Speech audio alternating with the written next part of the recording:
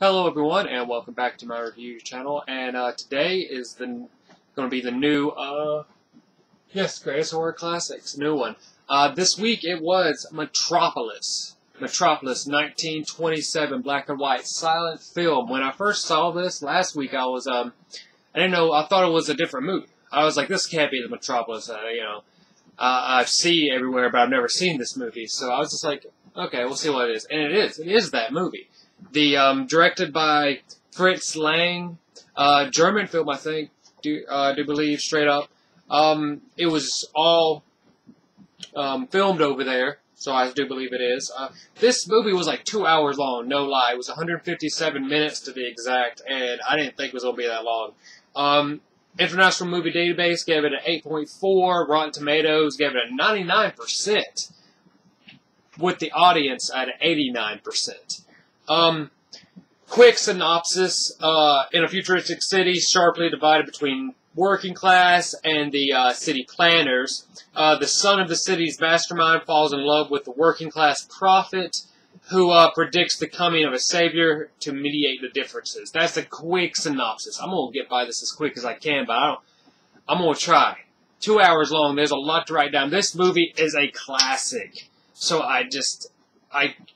there's no way I could go frame for frame, scene for scene, and try to explain everything. No, there's no way. This thing would be like 45 to an hour long. I'm not going to do that to you or me. Let's just try to do this as fast as I can. In the very first, there's a footnote, but it says this is more not really a futuristic movie, not really a play on the times. It's just a movie for what it is. The city of Metropolis is home to a utopian society, where its wealthy residents live in a carefree life. One day, Fredersen, I love this name, Fredersen. This is the son of the founder of this city, the maker, the planner of this city. What is this? Spots a beautiful woman with a group of children. One day, then they quickly leave, the children and the woman. Freder hurriedly tries to follow her and is horrified to find an underground world of workers who's run the machinery which keeps above ground utopian city operational. Now, Freder slowly learns that that this woman is Maria. Maria believes in the need to join the hands workers, that is, of the underground city, to the head, which is the planners, basically Freder's dad, by one mediator, and you don't know who the mediator is. You can pretty much assume who the mediator is going to be, the son. So let's just get by that right now. I pretty much called that out at the very beginning. I was like, who else is it going to be but this guy? Not to take anything away from the movie. Freder wants to help the workers and the want for a better life. Joe Fredersen. In International Movie Database, they call him Joe, J-O-H, but in the movie they call him John. So I'm going to call him John Fredersen, is the father. John Fredersen is the father. Now he actually knows about this underground city. He actually knows about it. He's the planner. Obviously he knows about it. He learns what Maria is wanting and that his son Freder has joined the cause. Now, John goes to an old colleague, named, let me see, he's an inventor, Rotwang. Okay, that's a real name, not lying. I tried not to laugh a few times, I might giggle, but his name is Rotwang. Who quickly shows John the progress of making an artificial man who doesn't tire and doesn't make mistakes. John asks for advice while he's here on what to do with the workers, since they have this plan, but he doesn't know what it is. The inventor goes on to say that he's finally made this artificial human, and in 24 hours, if you just give him another 24 hours, he can make it look like he can make it look like any other person, and there'd be no one could tell him apart from any other man. And I was just thinking, if it only takes 24 hours to do this, and you go on to see what it does, to like how this happens, it was like, how long did it take to make an artificial man? I thought I would think the artificial man would be, wow. It must have took him like 10 minutes to make the artificial man. What he did to show how he could make it look like any other human being only took 24 hours, overnight, really. In the base of a movie, it only took like a few hours. He must have made, I'm just saying, he must have made a robot in like 10 minutes. I thought that was kind of silly and funny to think of. Anyways. Frederson? Yeah, or is it, Fredder? Yeah, Fredder goes underground, takes, over one of the workers' spots to get to know, like, the feel of the place. Finds Maria in the temple and the structure. And like a little makeshift temple and the structure. Really, there's like crosses and everything behind her. She's, spreading the word of her beliefs. And this is witnessed by also, John Frederson. And, the inventor Rotwang, like, way, way up in their own little bleacher seats, if you will, or something. And they're like hotbox. Maria is just going about explaining the beginning of the city in a very, like, biblical way or something. Let me see. John Frederson, asks or tells Rotwang to kidnap the woman and have the robot be the woman to replace her for, like, to get the workers stop listening to her, you know. And I forgot to say, dude, but I thought it was kind of funny, but to realize that, this is the very first robot. Supposedly this is the very first robot, you would think. In this city, anywhere on the planet. This is probably the very first robot. And it's funny to me that the very first robot would be a woman. Basically. I had a little laugh on that. It's like, of course the first robot's a woman, if it's made by a man. So, of course, I just thought it was funny. Yes, it goes with the plot line. They probably already thought it would be, so they probably just already made it. But I was just thinking, you know, someone has to think about that. It has to have a giggle. It needs to be said. It's a funny thought. But, of course, the first robot is a woman. Anyways. So after the ceremony, everyone leaves, leaving, Maria there by herself. And obviously these are like catacombs and caves they're in. And everyone leaves and she's just alone. Obviously these are like rape caves or something. Because what the hell else are you going to leave her? Which is like pretty much the only girl you really see until the end of this movie. And you only see Maria as like the only female in this whole movie until like the end. So it's just like, are you just going to leave this woman in the rape caves? Is what I basically call this thing. Because she's just running around. Anyways, basically Rotwang, obviously the inventor Rotwang, just like glides up on her, you know, with a flashlight. This freaks her out. This is some of the worst parts of the movie to me. Is Maria, the actress, the actress portraying Maria, her acting skills in this. When the director tells her to act like this way, it's just over the top, completely. Not, you know, it's how it was back then in these movies. It's just really funny to see. It's just really, really funny to see the over-the-top acting with being scared, running away, traumatized. Anyway, she's running around these caves with a flashlight on her, and every time the flashlight gets on her, she gets really overreacting right here. This happens for a little while. He finally gets up to her, Rotwang, and kidnaps her, takes her back to his house. Let me see. While here, Freder, the son, hears Maria's calls for help and tries barging into the house. He has to go, like, room for room. This takes him a long while. Meanwhile, Rotwang drags the woman down wherever and replaces her with the robot. And you get to see this whole mechanism working about how he's, like, basically taking what she looks like and putting them on the robot. And I was just like, this, really? So he already knew how to do this. Obviously, he already had that. I mean, you don't need to test it. Obviously, this is the test run, and it obviously works. I mean, I just thought this is funny for a futuristic movie. You know, a lot of details of this. I mean, the director did a lot with the scenery and just the way to show everything. It was such a great film. It's just these parts were kind of funny to think about. Don't think too hard of it. Basically, don't think too hard. Let me see. Barges in, trying to find the room, finds it, gets to Rockwang, demanding to know where is Maria. Brings up evidence of a scarf. I was like, I know she's here. He goes on to say, Rockwang goes on to tell the son, she's with your father. He goes and runs to the father's office to find him and her to get together. You know, basically, he just has, like, his hands on her shoulders, so it could mean something in his mind, and he goes off and passes out. While this is happening, he's, like, having a nightmare of, like, everything. He just keeps having nightmares.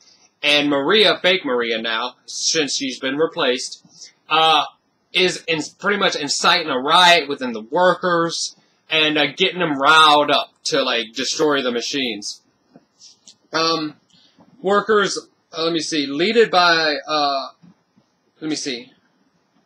Wait, yeah. So while out, incites a riot, he awakes, Fredders, the son, awakes to find, Maria causing havoc among the workers, and he, like, goes down there and sees her doing this and publicly denounces her in front of everyone. And that's when everyone turns to him, realizes that's Fredders' son, and then everyone kind of, like, goes crazy. They want to kill him. They want to, like, help her destroy the machine. So they want to kill the son and destroy the machines, definitely. Workers, led by Maria, and run amok around the city, destroying all the machines. Meanwhile, Rockwang tells the real Maria about Frederson's, the father, John Frederson's, plan and idea about replacing her. Fake Maria and workers get to main power control center, and Maria pulls lever, destroying main power control. It's basically everything starts to erupt, lights, everything goes dark, lights in and out. You know, destruction occurs, a little blown up, you know, fire, yada yada. All of a sudden, pans back, and there's like a footnote. At last, Maria managed to escape. It's just like that, just this it. At last, Maria managed to escape the house that Rockwang was in. Okay, doesn't explain that, but doesn't it just, okay, she escaped, it's cool. She goes to an elevator shaft, heads down to the machine levels and everything, sees them, that they're destroyed and blown up. This must have hit one of the water tanks or something. The water reservoir has exploded, just unleashing water everywhere down here in the underground city. She goes over to pull like another machine lever to for an alarm, basically alarming everyone that in the city, in the underground city part, to evacuate. This basically just housed the women and children, because that's all who ran out. Probably because the workers are all just havocing everywhere. You screw the women and children. Let's go cause havoc. I'm just wondering, I should have mentioned this earlier, but how, as the creator, planner of this whole idea of replacing this Maria, how do you not think about the reaction it's going to cause when you ask Maria to, like, basically incite a riot? Think about it for a second. What do you think's going to happen? I can't get past that part. It's like, that was your big plan, Frederson's, John Frederson was to, and have the fake Maria incite a riot. It's like, yeah, good plan. What do you how about go one more step? What do you think's going to happen after that? Anyways. Water reservoir burst. So, let me see. Runs, alarms everyone that, water's coming in. Frederson hears the alarm, the son. Freder hears the son. Freder, the son, hears the alarm go off and follows the sound to the real Maria, trying to save everyone's life. That Maria gets all the women and children together with Fredders, and they evacuate safely. Everybody is safe.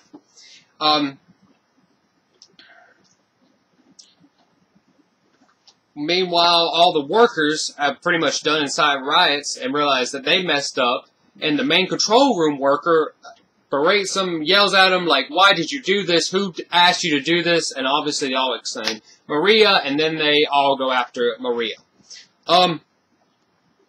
They find her all of a sudden being praised, and you don't know where the fake Maria is, but I believe that this was the Maria that this is the real Maria. She's being praised because she helped the kids, and not because I don't know.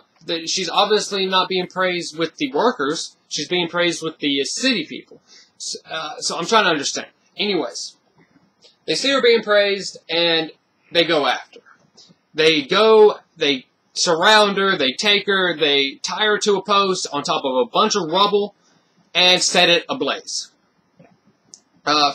Fretters sees this, witnesses this, but can do nothing, is held back by the other workers. But slowly Maria turns back. This turns out to be the fake Maria, because it turns into a robot. Everyone freaks out, calls her a witch, but then they see the real Maria being chased by Rock Wang on top of this building somewhere, like right in front of them. When witnessed by this, Fretters goes after Rock Wang. Now, let me see. Okay, one man, while down there with the workers, he exclaims to everybody that Fretter, the son, has already helped and saved the kids and the women. Their wives and kids. So all the workers are now, like, very happy. They're, like, exclaiming, yes, everyone's safe. Everyone's good to go. Now, everyone's down there. Even the Fretter's father sees what is Rock Wang and his son, Fredderson's son, tussling and fighting up there on top of the building. Now, this is like a fight scene between them, tussle fight scene, because Fretter is going after Maria, who's being chased by Rock Wang. So now you gotta go them. He's going after them to shot, Now, so, yeah, the tussle on top of the building, on top of the structure, this causes, Rock Wang causes to trip and fall off the top of the building. Obviously, the father's up there, or down bottom, he's like, thank God my son's safe. They go, Maria and Fretter, I keep calling Fretters. Maria and Fretter goes downstairs to, basically, yeah. And now with Maria's help, Fretter acts as mediator between father and workers. The head and the hands. He has to act like the heart. And there you go. That's the end of it. There it is. That took longer than it should. This was a good movie. I would say more of a movie that you should watch with your friends if you've never seen it before. You and your friends have never seen it. That's the kind of movie I would say. Only if you like movies, if you go to what the entertainment value. Not to say anyone would like this. If you're only into movies nowadays, I don't see you liking this movie. But if you appreciate the movies for movie value, just for entertainment value, then if you and a bunch of friends probably should get together and watch this movie in color, get the whole effect of it. Because I watched the black and white version and it was okay, but that's what it was. I kept thinking throughout this movie, this is probably one of the movies that young Bruce Wayne watched before, his parents died.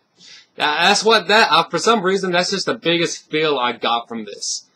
Just, as a comic book geek, because, this Batman, or Bruce Wayne, that is, would always talk about how he would go to movies. That's one of the great things he would do as a kid with his parents. And I was just like, this is 1927, so this is, 1928 was when, the Batman, Detective Comics came out, so probably just a year before that. Anyways, I'll just get past that. I just thought it was funny. Good movie. I'd give it an 8. It is what it is. It was really good parts. The best parts of just the imagination of the director, I guess, with all of these scenery, with whatever that was. Good movie. But, it is what it is. The black and white. I wouldn't say as good as, Citizen Kane, though. But that was also not a silent movie. This was an all-silent movie. Let's just go and see what the next movie is. 'Cause I can't wait. I can't believe this was actually Metropolis. This wasn't even a horror. That's what I should say. This wasn't even a horror film. This was completely sci-fi. I don't even see how it got into this horror classics. But anyways, let's just grab bag time. Grab bag, grab bag, grab bag. Let's just see what it really is. Let's get back into this horror film.